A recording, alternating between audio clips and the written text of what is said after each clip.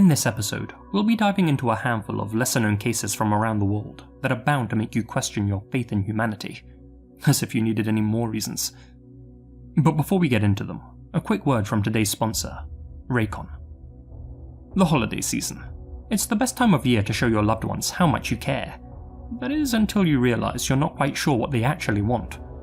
If you're aiming for something practical, chances are they already own it. That's why I like to give gifts that are useful, thoughtful, and something they'll reach for every day. My top pick? Raycon's everyday earbuds. They're versatile, reliable, and live up to their name. I use my pair every single day for editing, listening to music, and watching shows on my laptop. That's because their new and upgraded models come jam-packed with features. We're talking a 32-hour battery life and multi-point connectivity that lets you pair with 2 devices at once. Raycon's everyday earbuds also come with active noise cancellation. It's a premium feature that's often hard to find at an affordable price point. That is, until now. Raycon start at just half the price of other top audio brands on the market, and sound just as amazing, if not better. I've been loving these stylish protective case covers too. They're sleek, modern, and perfectly complement my earbuds. It's a fun way to express my personal style while also keeping things functional, because they also support wireless charging. I don't even have to remove the cover to take advantage of the everyday earbuds' new quick charge function. Go to buyraycon.com/masquerade to save big for the holidays and get up to 25% off site-wide. That's right, you'll get up to 25% off everything on Raycon's website when you go to buyraycon.com/masquerade.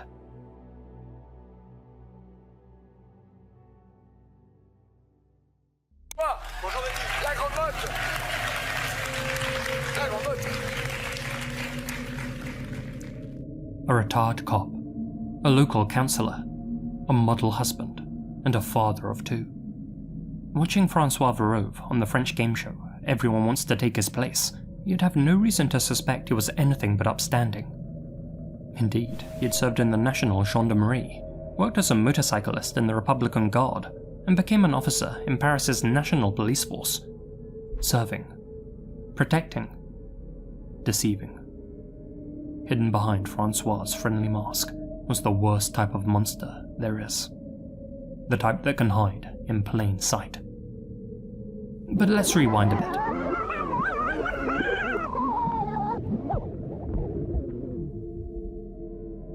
For decades, French authorities have been hunting an elusive serial killer known as Le Grêlé. In English, the pockmarked man.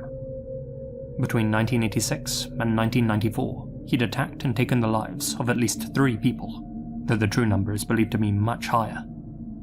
His first confirmed victim was 11-year-old Cécile Bloch, who he had dragged from an elevator in her Parisian apartment building into a room in the basement. There, he slaughtered her and wrapped her up in a carpet. Then came electrician Gilles Pellitti and au pair Imgard Müller, 38 and 20 respectively, who were both found in an apartment in the Marais district of Paris.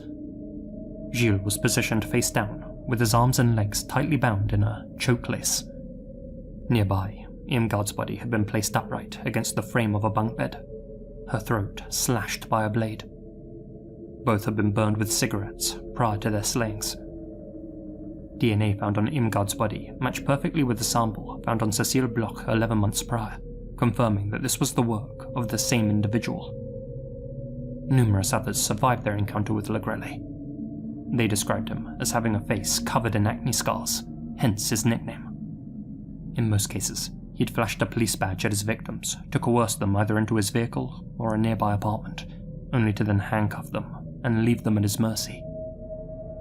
Leading investigators knew that Le Grêlé had to be one of their own. There were too many telltale signs. The unsub had displayed a police badge, had used law enforcement equipment such as handcuffs and walkie-talkies, and spoke in recognizable police jargon. Not to mention, he'd reportedly demonstrated an advanced understanding of investigative procedures which he had leveraged to evade capture. Le Grêlé's last confirmed attack also happened to occur in Saclay, a location near a gendarmerie training center. Despite having a comprehensive description of the perp and disseminating this effort, the French authorities had a hard time rooting out the snake among their ranks, which seems odd given his distinctive scars. Still, years elapsed, and though several other cases were linked to Le Grêlé, his spree came to a sudden end sometime around the late 90s, when he seemingly turned inactive, either due to old age, boredom, a change in lifestyle, or an early grave. But despite the passing of time, detectives never gave up on bringing Legrelle to justice. In 2019, more than 3 decades after Legrelle's first kill, newly retired officer Francois Verove appeared on State Channel France 2 as a game show contestant.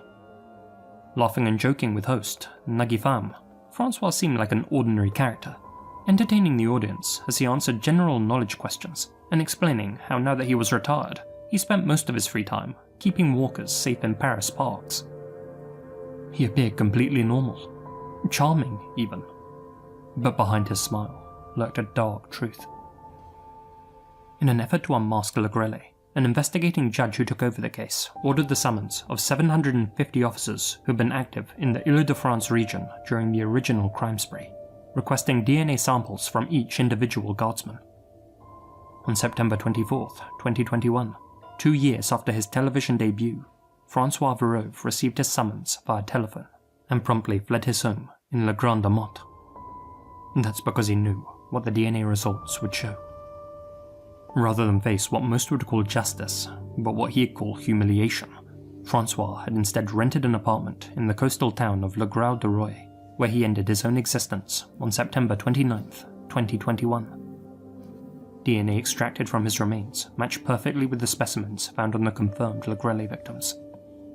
The pockmarked man had finally been identified. In a note found at the scene, the 59-year-old confessed to the horrors that he had committed, explaining that he was consumed by an uncontrollable mad rage. He admitted, quote, "I am a great criminal who committed unforgivable acts until the end of the 90s.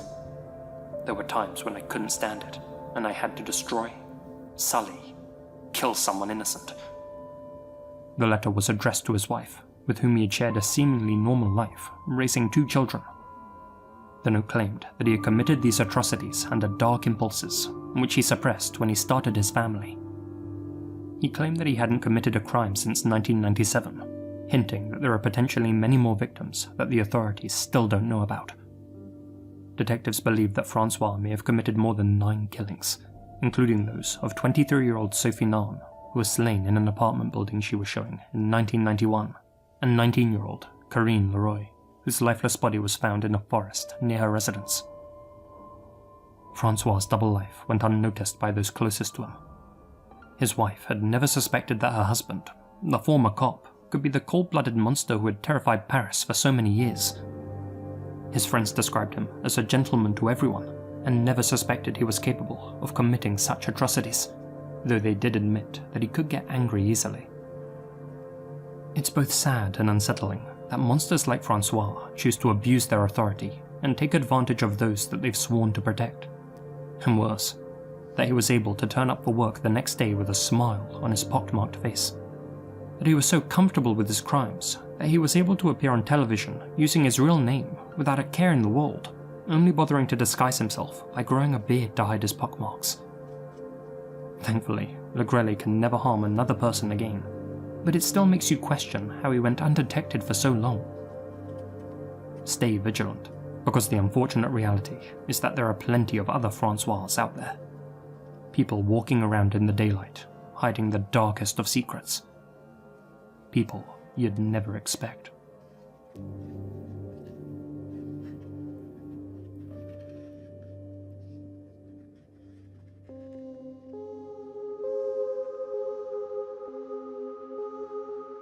In January 2022, 32-year-old Brandon O'Quinn Raspberry had just begun settling into life in Nixon, a small town in Gonzales County, Texas. He'd been working at Holmes Food for 3 months, and had only recently moved into the Lazy J RV Park and Ranch, where he had been staying for just 4 days. Tragically, his time there was cut short. On January 18th of that year, after Brandon failed to show up for work for 2 consecutive days, his concerned boss contacted the RV park owner. Said owner tried repeatedly to get a response from Brandon, but received no answer. Eventually, they entered his motorhome, uncovering a grim scene. Brandon sprawled out lifeless on his bed, with a small hole in his skull.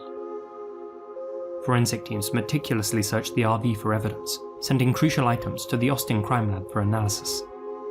Investigators also issued search warrants to trace Brandon's cell phone activity and any other devices nearby during the suspected time of the crime.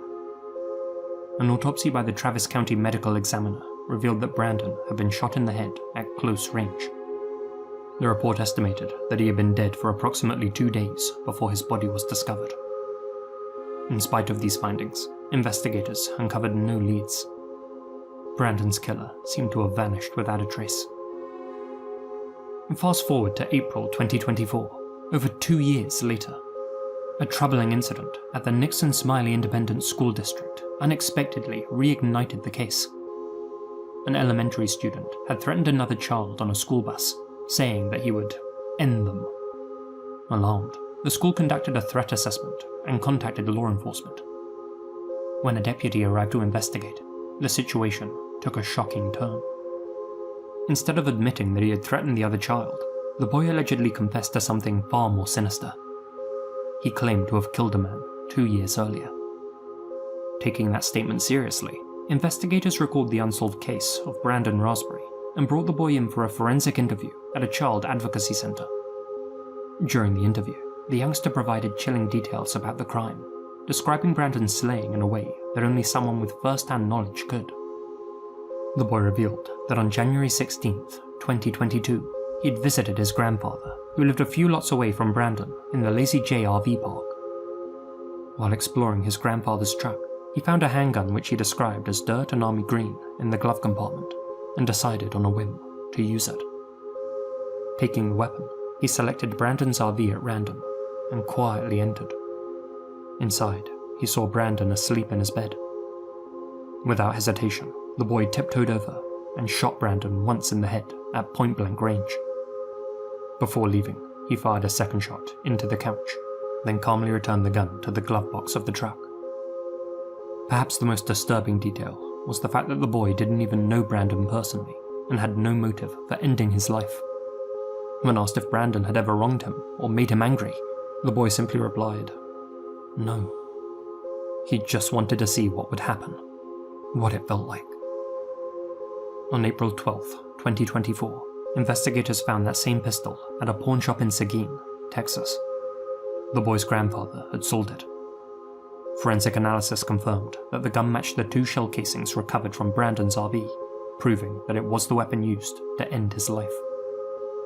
Due to the boy's age, only 7 at the time of the incident, he couldn't be charged with murder under Texas law, which holds that children under 10 can't be held criminally accountable.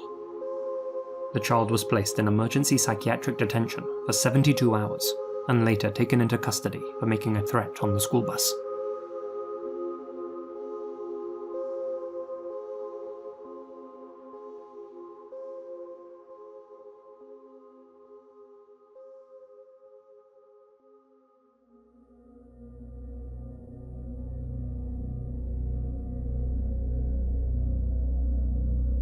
Sulfuran Osman Zulkarnain was a young Malaysian man who had dreamed of serving his country from a young age, and after graduating from secondary school, took his first step toward achieving that goal by enrolling at the National Defence University of Malaysia in Kuala Lumpur. His mother, Hawa Osman, had expressed concerns about his decision. Her reluctance stemmed from challenges that her late brother had faced during his military career, and horror stories that she had heard from other young recruits. Despite this, Sulfuran pursued his dream, making sure to stay in regular contact with his family to put their minds at ease. In his 3rd year, though, something happened.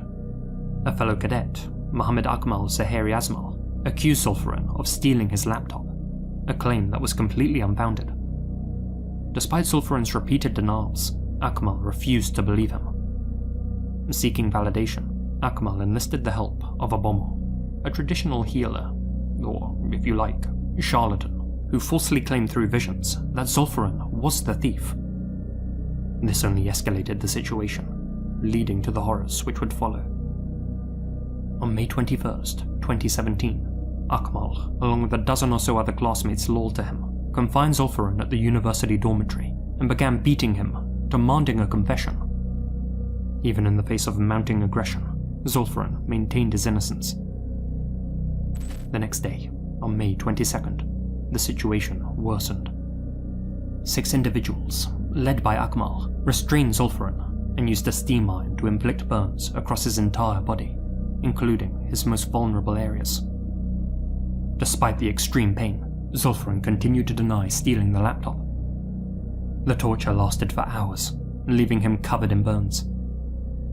For days following the assault, Zulfiran didn't attend class or training due to his deteriorating condition. On May 27th, he was brought to a clinic by 4 of the 6 main culprits. Unable to speak for himself, the group falsely told the doctor that Zulfiran had been caught in an explosion during a training exercise. Alarmed by the severity of the burns, the doctor urged them to take Zulfiran to the hospital and even wrote a referral letter. However, his advice was ignored, and the group brought Zulfiran back to the barracks, where they kept him hidden from view. 2 of Zulfiran's closest friends attempted to help him by anonymously sending letters to the warden, fearing that they might become the next targets of scolding if they approached him directly. Unfortunately, their efforts went ignored, and the warden failed to take any action. When Zulfiran returned to the clinic on May 31st, he was visibly weaker, dehydrated and in pain. Accompanied this time by Akmal and one of his accomplices, he refused to go to hospital, likely under threat of violence, and only asked for his wounds to be cleaned and bandaged. The following day, on June 1st, one of the perpetrators called for an ambulance after finding Zulfiran unresponsive. The 20-year-old was pronounced dead at Serdang Hospital the following day, his body swollen beyond belief. The forensic pathologist who examined Zulfiran reported 90 burn marks, 29 of which were 3rd degree and so severe that they exposed wet muscle tissue. She concluded that these injuries caused heart swelling and kidney failure, ultimately resulting in death. Zulfiran's passing, now classified as a homicide, sent shockwaves through Malaysia. It's believed that 20 to 30 students may have been involved in the attack, but authorities identified 19 students, aged between 20 and 21, as the main perpetrators. On June 14, 2017, 6 students were charged with first-degree murder under Section 302 of the Malaysian Penal Code, which carries the mandatory death penalty. They were the aforementioned ringleader, Akmal, and his 5 closest cronies, Azamuddin Mad Sofi, Najib Modrazi, Afif Najmuddin Azad, Shobarin Sabri, and Abdul Hakim Modali. Another 13 students, whose identities were withheld, were charged under Section 330 for voluntarily causing hurt to force a confession. All 19 suspects pleaded not guilty.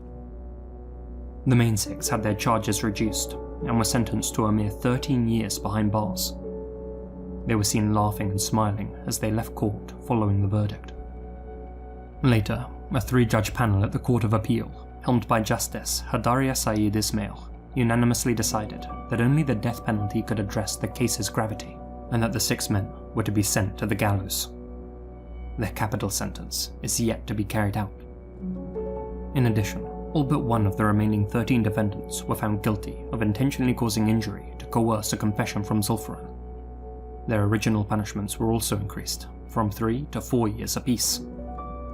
The one student who was acquitted, Akmal Akif, was one of Zulfiran's closest friends, and had been one of the 2 cadets to send a letter to the warden. The other suspects had learned about the letter, and, holding a grudge, falsely implicated him in Zulfiran's slaying.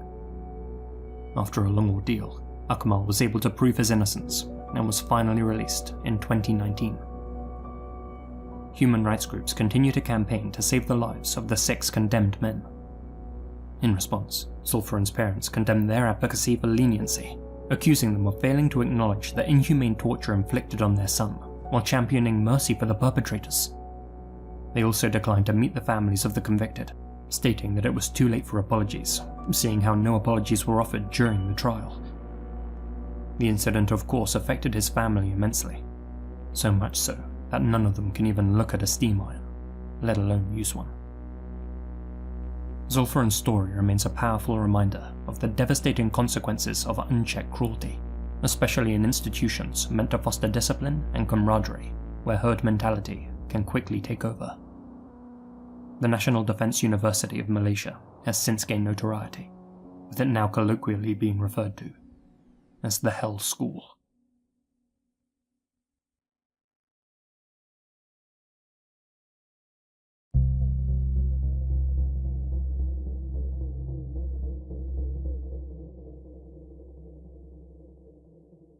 Dr. Thomas Kwan was the kind of man who seemed to blend seamlessly into the fabric of society.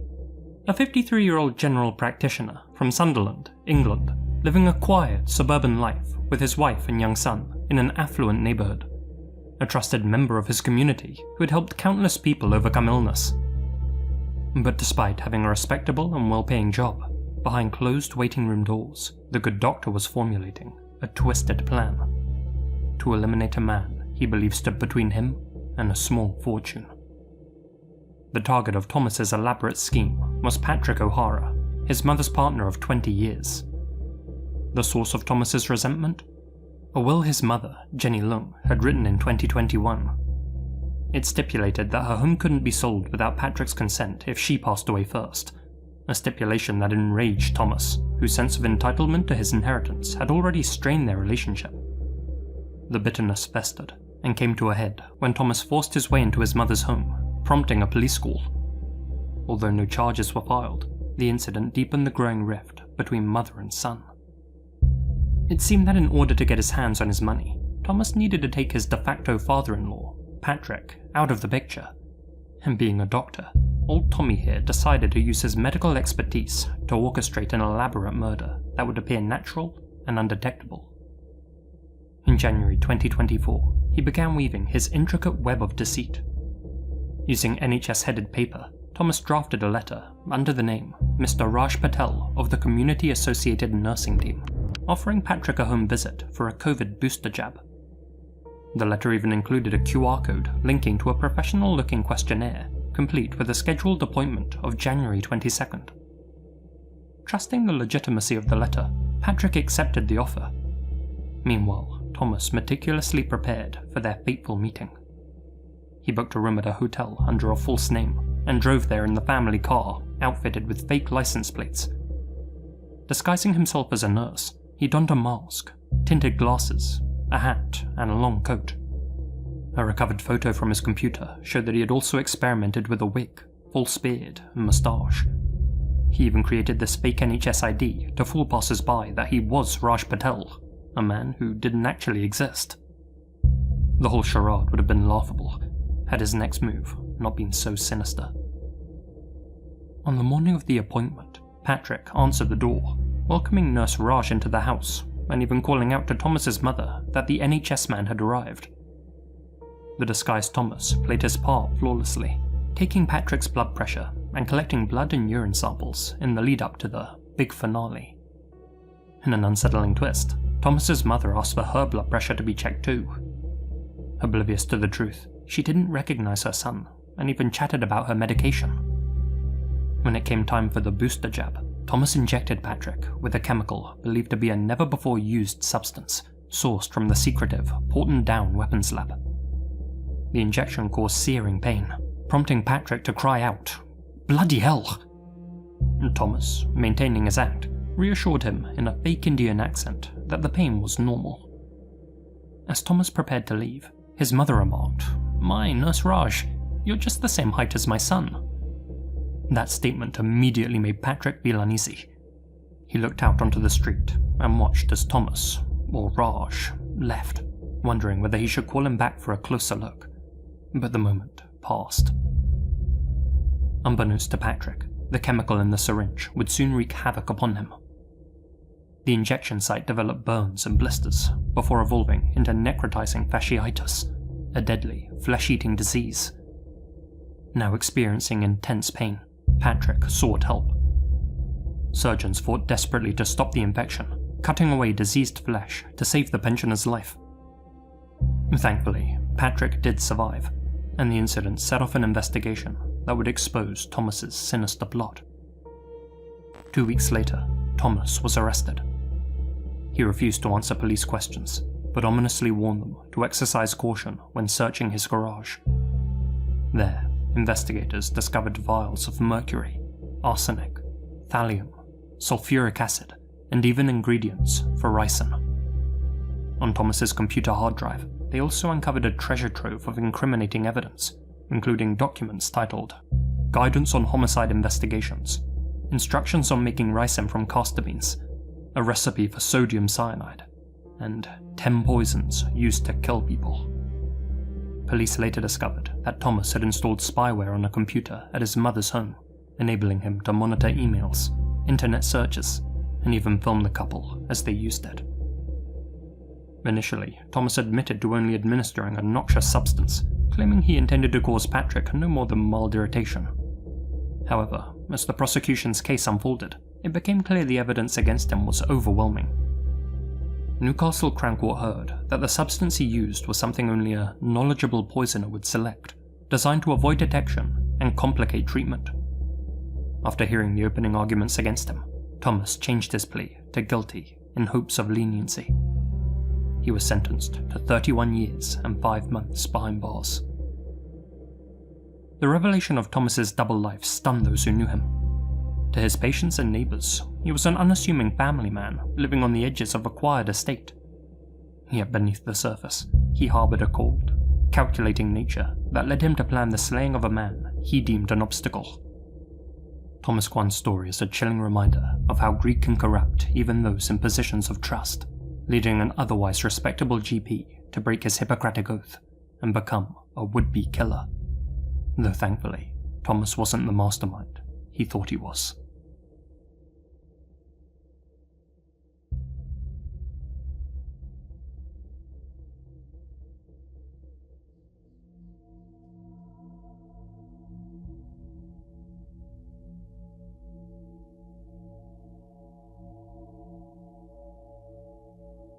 This next case was brought to my attention by the undisputed king of Asian true crime write-ups, Moondog151 over on Reddit, whose breakdown of this case was an invaluable resource.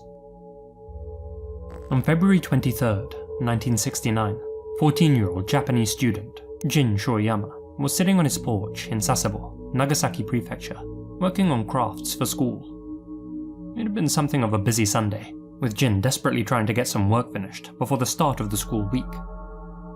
After hitting a brick wall, he went inside and told his family that he was heading to the Tamaya department store to buy some more materials. Jin quickly put on his Hanazono Junior High School uniform and cap, for even though it was the weekend, like many other Japanese students of the era, Jin had a deep-rooted sense of school pride. He set off out the door at approximately 2 p.m. His family would never see him again. Hours later, at 6:30 p.m, a man appeared at the Shoyama household holding Jin's cap. Without hesitation, he stated, "The owner of this hat stole my money." The man was a complete stranger to the Shoyama family, and due to Japan's strict privacy laws, his name has never been made public. So for the purposes of this video, I'll be referring to him as Tanaka. Tanaka, who claimed to be a clerk at a dry cleaner's, described his encounter with Jin earlier that afternoon. At 3:30 p.m, he claimed to have seen 2 boys struggling to free their bike after its wheels had gotten stuck in a gutter. Being the good Samaritan he was, Tanaka took off his jacket, neatly folded it, and placed it by the roadside before lending the youngsters a hand. While helping them, he said that one of the boys snatched his jacket and fled the scene, and the other ran off behind him. According to Tanaka, inside one of the jacket pockets was 460,000 yen. Adjusted for inflation, that would have been between $10,000 and $12,000 today. He of course pursued the boys, managing to grab Jin's cap before they escaped. Using the name inscribed on the cap, he tracked down Jin's family and demanded compensation, but for obvious reasons, they couldn't and wouldn't pay. He left in a huff shortly thereafter. The encounter left Jin's family puzzled. The accusation seemed entirely out of character for Jin. His report card noted that he was a serious and quiet young man who served as a discipline committee member and who was trusted by all his classmates. In their mind, he would have chased down his friend and made him give back the jacket. But Tanaka's sudden appearance and story were deeply unsettling, especially since he had produced a cap that was clearly Jin's. By the next morning, Jin still hadn't returned home. What had arrived was a letter addressed to his father. That letter, postmarked the night of Jin's disappearance, read as follows. "Dispensing with preliminaries. I'm sorry for worrying you. One of my bad friends made me steal the money. There was more than 400,000 yen in there, but I only received a little. Please tell school that I'll be absent for a while until I sort myself out. I'll return home soon and apologize. Please don't come looking for me. Jin. While the letter matched Jin's handwriting, his family found it extremely suspicious, and, concerned for their son's safety, finally contacted the police. Instead of dismissing the case as a runaway incident, though, the authorities agreed that something was amiss. Experts confirmed that the handwriting matched Jin's. Given the complexity of Japanese written characters, people's handwriting is far more idiosyncratic than in languages based on Latin script, and faking someone else's style enough to fool their family is no small feat. However, they did note some irregularities. The letter had been written both too neatly and too formally, using kanji combinations that Jin would have never used. For example, zenryaku, which is how one begins a short letter and roughly translates into dispensing with preliminaries. It's a complex set of kanji that Jin likely wouldn't have written. They also noted how he had used hiragana to write much of the letter, including his own name. Hiragana is much more simple to write than kanji, and could easily have been a sign that Jin had written the letter while frightened and under duress. Sure that Jin's life may be in mortal peril, the investigators turned their attention to Tanaka, the man who had accused Jin of theft.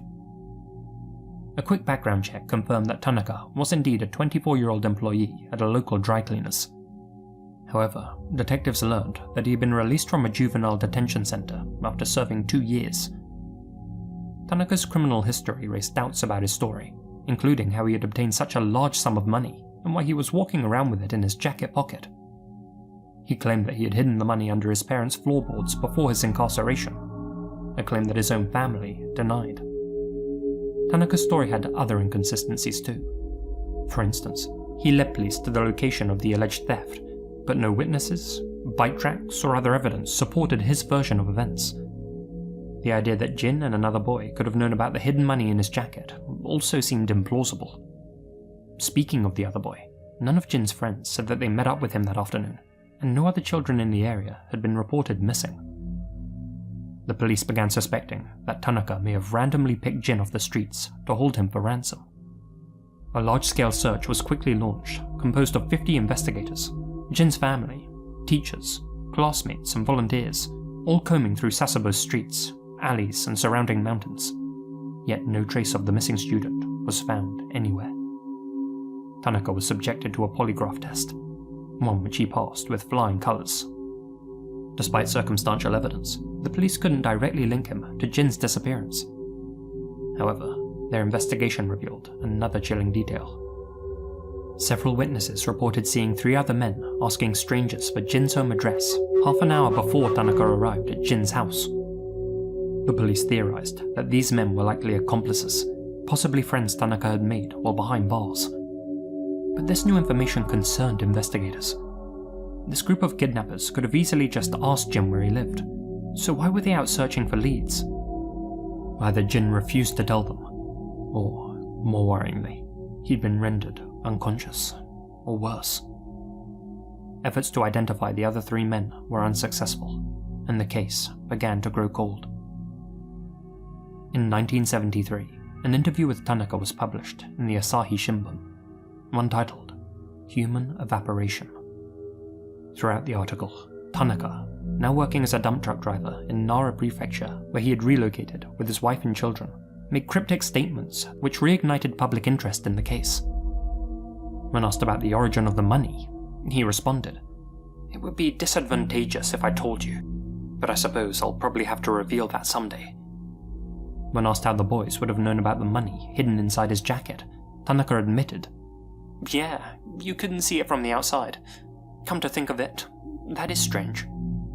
When asked about Jin's height, he became visibly startled, incoherently describing Jin as his own height. Jin, at 168 centimeters, was significantly taller than the short, stocky Tanaka. This introduced a new theory, that Tanaka may have not directly met or even seen Jin, and may have instead been working as a messenger for those who had taken him. The police theorized that the 3 unidentified men might have orchestrated Jin's kidnapping and enlisted Tanaka as a middleman to deliver the cap and ransom demands. This explained why no direct evidence linked him to Jin's abduction.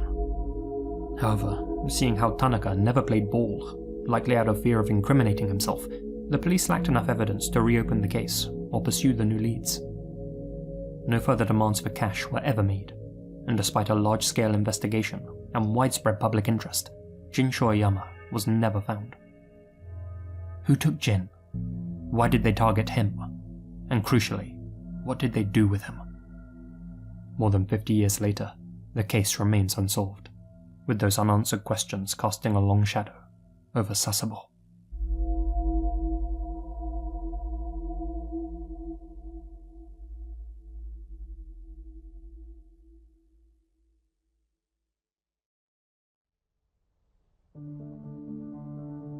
Just before the video ends, I'd like to say a huge thank you to my supporters here on YouTube and over on Patreon, especially my biggest supporters: Dan Stefanovic, Cool Dude Organ, George Lopez, Holly Lyons, Modest Bulbasaur, Zach Horgan, Alana Pons, Asia Mina, Azrael Warakai, Chief Kochuake, Colin Monsma, Connor Lothan, Enzo is a Good Boy, Farewell Tattoos Jack Seffel, Gina Valera, Grace Archie, Hamish, Ian Belloc, Misty Blue Longy, Peter Logdredge, TNS Mum, Terry Ford, Pray to Jesus, LJB, Itai Alon, and Nephus 1988. Thank you guys so much for your continued support.